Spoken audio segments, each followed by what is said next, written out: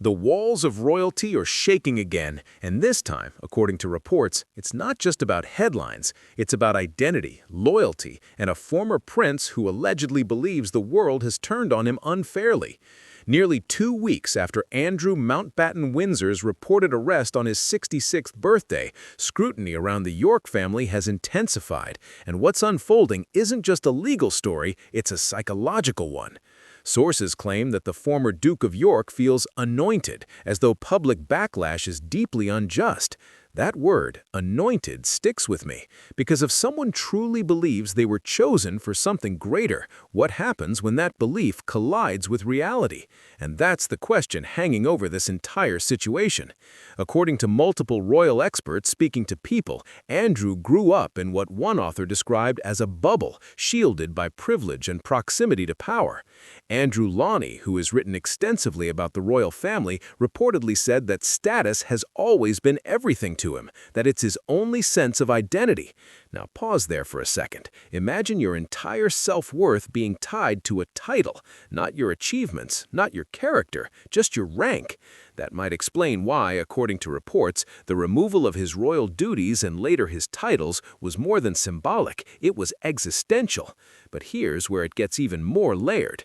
The reported arrest, tied to alleged emails connected to Jeffrey Epstein, has brought renewed attention to Andrew's past associations. It is alleged that confidential documents were shared during his time as a UK trade envoy. These claims are serious, and it's important to say clearly, allegations are not convictions. However, the public reaction has been swift and unforgiving, and according to Lawney, Andrew reportedly believes that reaction is deeply unfair. That phrase opens another loop. Unfair compared to what? Compared to how he was treated growing up? Compared to how other royals have weathered storms? Or compared to the belief that his status should have insulated him indefinitely? I'll be honest, when someone who has lived in extraordinary privilege says the backlash feels unfair, it's hard not to notice the disconnect, not in a harsh way, but in a human way, because most people don't have the luxury of separating consequence from reality, and that's exactly what some experts suggest may be happening here. Catherine Mayer, another royal commentator, reportedly explained that Queen Elizabeth saw no separation between her duty as monarch and her duty as a mother. In her view, those responsibilities were aligned.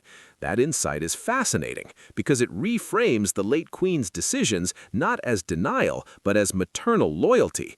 According to reports, she may have either not believed the allegations or chose to handle them privately. And that protective instinct, while deeply human, may have contributed to the perception that Andrew was shielded for years. Now here's the twist. While Queen Elizabeth reportedly hesitated to formally strip Andrew of his titles, King Charles ultimately made that decision in October 2025. That move signaled something powerful, a shift in how the monarchy handles controversy. It suggested that the institution's survival may require a different kind of accountability. And that brings us back to Andrew's reported mindset. If status was his identity, what happens when that status is publicly dismantled? According to Lawney, Andrew and his former wife, Sarah Ferguson, allegedly believed they could continue operating under the radar, possibly leveraging their royal connections. Those claims have not been officially confirmed, but if accurate, they raise another uncomfortable question. Did they underestimate how closely the world is watching? The monarchy in 2026 is not the monarchy of decades past. Social media amplifies everything. Public tolerance for perceived privilege has shifted dramatically, and what may once have been handled quietly behind palace doors now unfolds in real time. I think this is where the story becomes bigger than one individual. It becomes about legacy, about whether institutions adapt or double down, about whether personal belief can survive public accountability. And here's something else that stands out: the language experts are using. Words like pampered, bubble, anointed. These aren't neutral descriptors. They paint a portrait of someone insulated from ordinary consequences.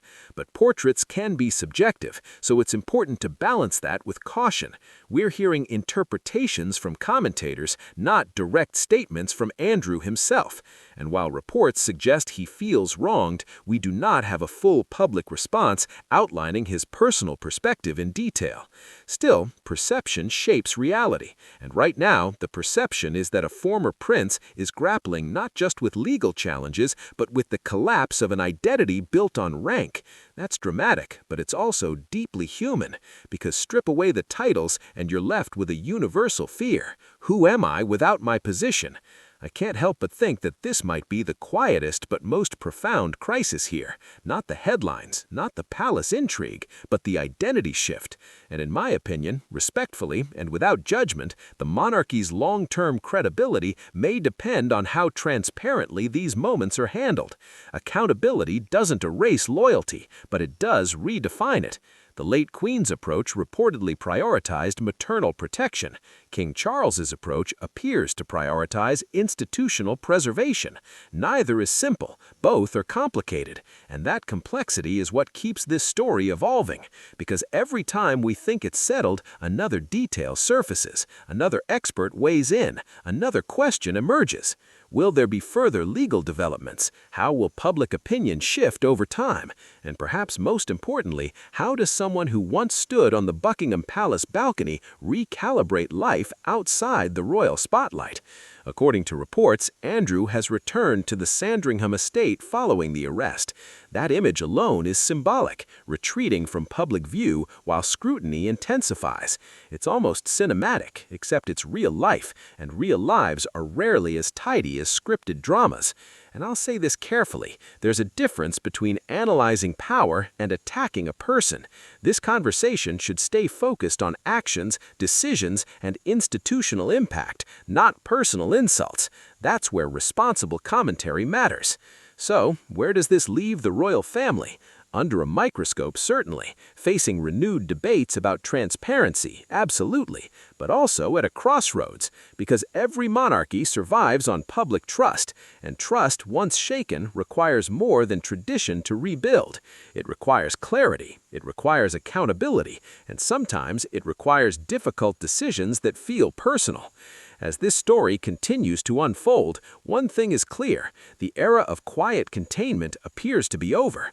Whether Andrew sees the backlash as unfair or not, the broader conversation about privilege and responsibility is not going away. And perhaps that's the real headline, not just the fall of a title, but the evolution of an institution under pressure. If history has taught us anything, it's that the royal family adapts slowly, but it does adapt. The question now is how quickly and at what cost. And that unanswered question may be the one that keeps this story alive far longer than any single news cycle.